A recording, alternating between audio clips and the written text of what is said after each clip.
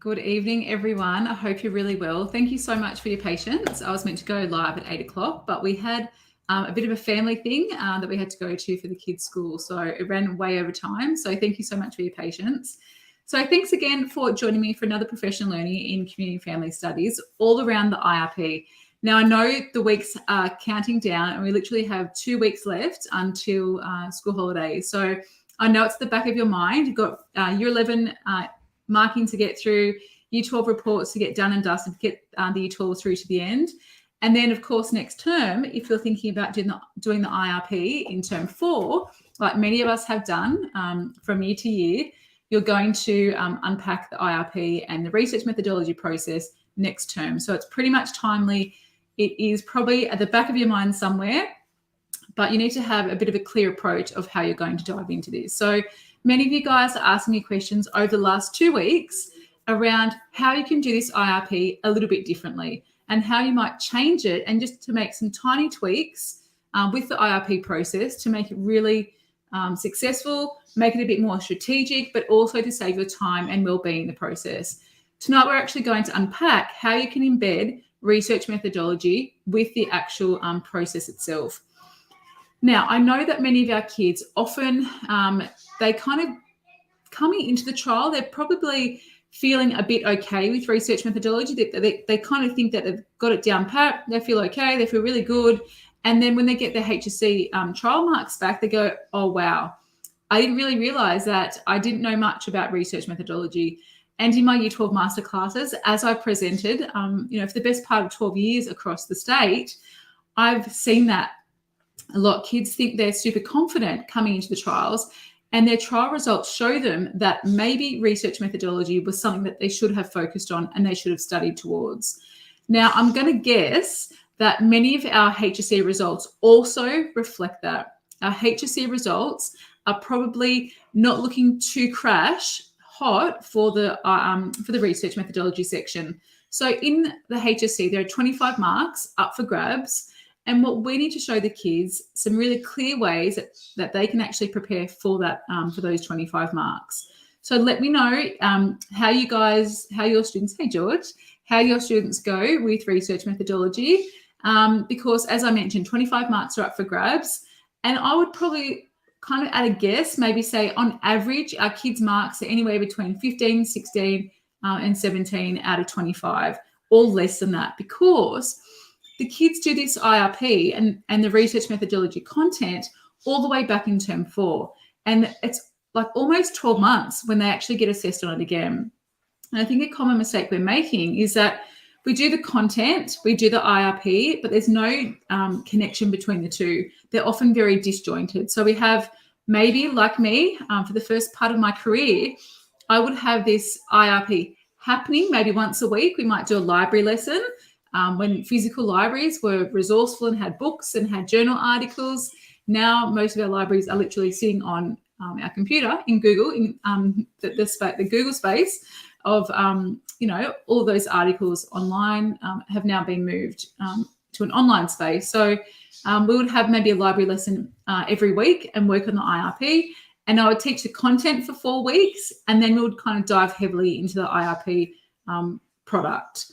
Let me know if that is something that you have done in the past or if you still do it. Put your hand up and say, yep, I still do that.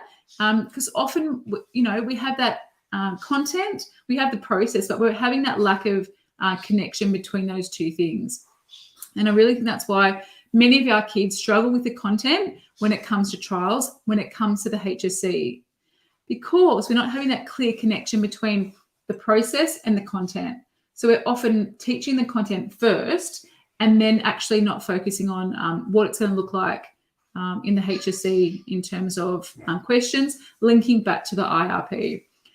So there has to be a better way. There must be a better way to do this. And like I mentioned at first, I would literally do that. Teach the content for 4 weeks and then dive straight into the IRP. And often, a big mistake I made as well was not go back into that. Yes, I would do what an interview is. We would do our interview, we would conduct our interviews. The kids would do the questionnaire. But when they're doing the process, we actually didn't mention it again. We did for revision come trial time, but there was that really lack of disconnection between or lack of connection between the actual content and the process that the kids were undergoing.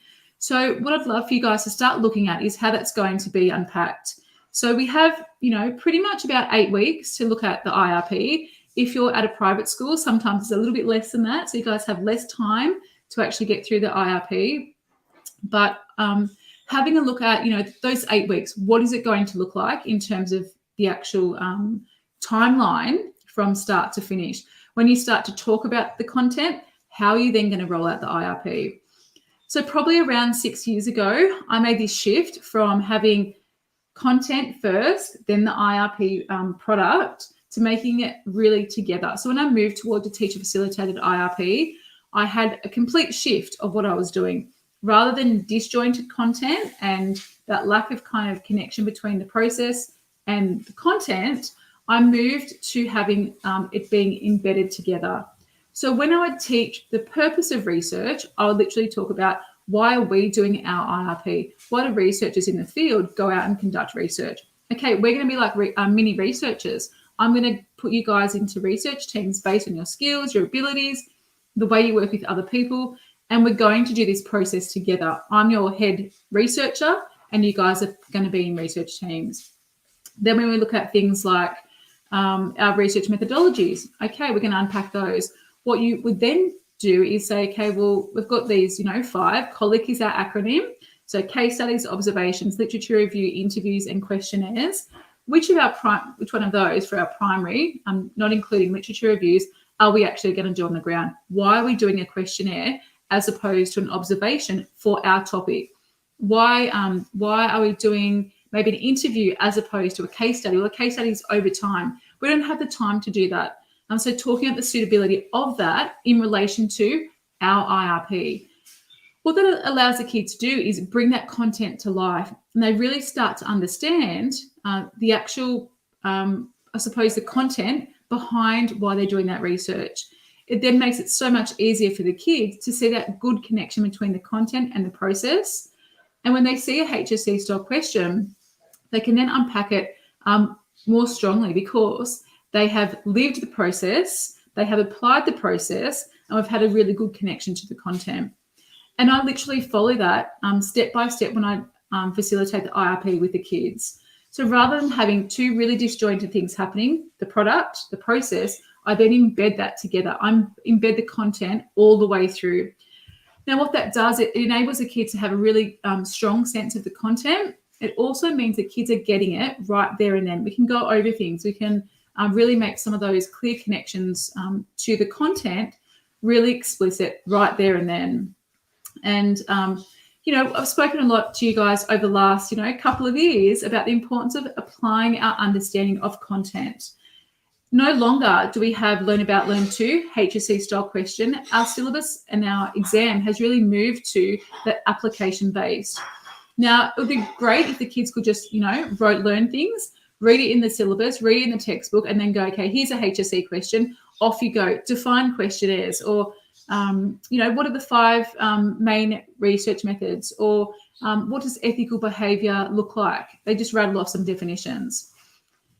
That's not going to differentiate the kids. It's not going to test their understanding. It's not going to allow us to see, our high, middle, low kids, or to have that spread of marks across both our cohort as well as the state.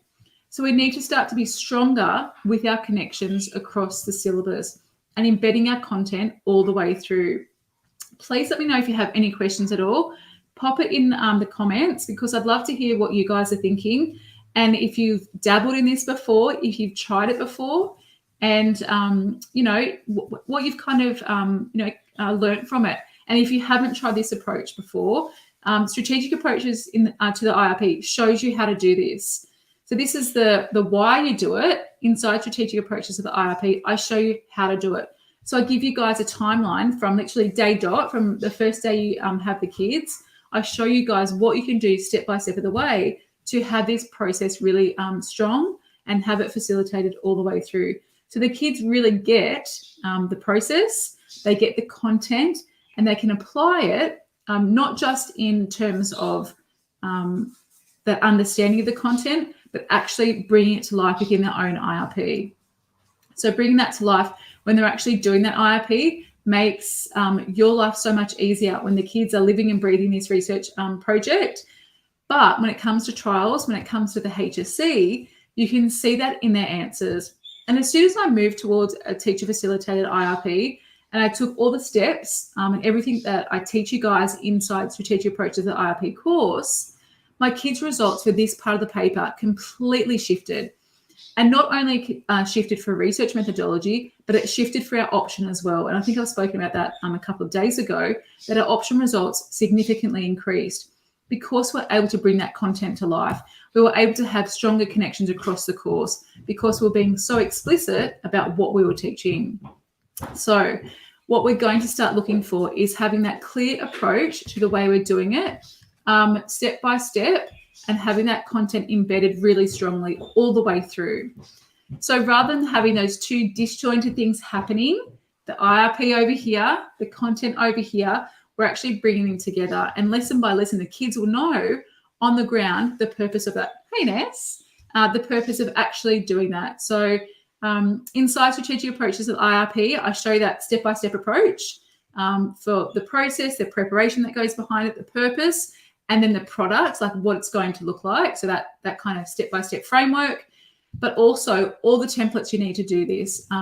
Some ideas, hey Sam, some ideas around what it could look like, but again, lesson by lesson, what you're going to do. So when you kind of get to say stuff on sampling, I know that's often quite tricky for the kids to get, reliability, validity, we bring it to life and we say, okay, well, what's your sample? What was our sample size? Or what are we hoping to have? We want to get 20 interviews. Okay, hey, Jem, we want to get 20 interviews. And, okay, what do we end up getting as a result of that? Okay, we got 18 interviews. That was our sample size. Who was our group? Well, our group were, youth between 12 and 25 years of age, and they may have experienced a mental health issue, whatever it was. What were some of our sampling methods that we used? Well, we used convenience because we know that person, that connection. We also used some volunteer sampling because we actually put it out, and then we said, maybe in our classes, who would like to be involved in this study? And we may have used even maybe, what's another one that we could have used? We could have then maybe used some stratified sampling within that main sample. So rather than the kids just kind of learning it on paper and having that rote learning from the textbook, from notes, that type of thing, we're actually bringing this content to life finally, and the kids start to get it a lot. As I mentioned, as soon as I moved to this approach, our kids' results completely shifted within the research methodology, and they were able to see that strong connection with the course as well. So as I have shared with you guys over the last couple of weeks, Strategic Approaches to the IRP is open, and I open it once a year. So in the lead up to term 4, because that's when many of us actually do the IRP. So doors are open, registration is open until Friday night at 5 o'clock. So if you'd like to join the over 250 teachers across New South Wales who have had a better way, had a more strategic approach, are able to link the content better, who have saved their time, energy, and well-being, who have made the lives of the kids a lot better, but also you guys have been able to get so much extra time back. You haven't had that marking sitting there watching you in the Christmas holidays when everyone else is at the beach enjoying themselves. You're able to really strip that content right back and have that IRP facilitated successfully in your classroom. So the IRP course is $397, and if you team it up with my CAFS Collective membership, it's a $597 package. So basically, you're kind of paying $200 for the membership to have me as your coach and mentor for 12 months. But standalone, which many of you guys have also taken, it's $397. 12 NESA registered hours, so a NESA registered course, which is great. There's not a whole heap out there for CAFS, so this is one that I've started with. The process of getting it registered and having it accredited for you guys, that's all they're ready for you. But literally 8 modules, you can dive in, you can jump into bits and pieces, some ideas around topics, how you're going to connect it, the process, step by step of the way. So a huge thank you again for joining me over the last couple of weeks. I will be going live tomorrow night at 8 o'clock again. And then I'd love to welcome so many more of you guys into the course. And I can't wait for you guys to dive into it. And look, we've had quite a few teachers already say to me, where have I been living, Kell? Like, what the hell? you can comment within the modules as well. So people are saying, this is great, this resource is awesome. I can now see like a clear approach with how I'm doing things. So if you'd like to join us and join the 250 teachers who have already made such a big difference with their IRP, come and join us. theLearnNet.com/IRP is where you need to find all the details to it. Send me a message if you have any questions about it. But in the meantime, have a great night, and I'll see you guys tomorrow. Thanks so much, guys. Take care.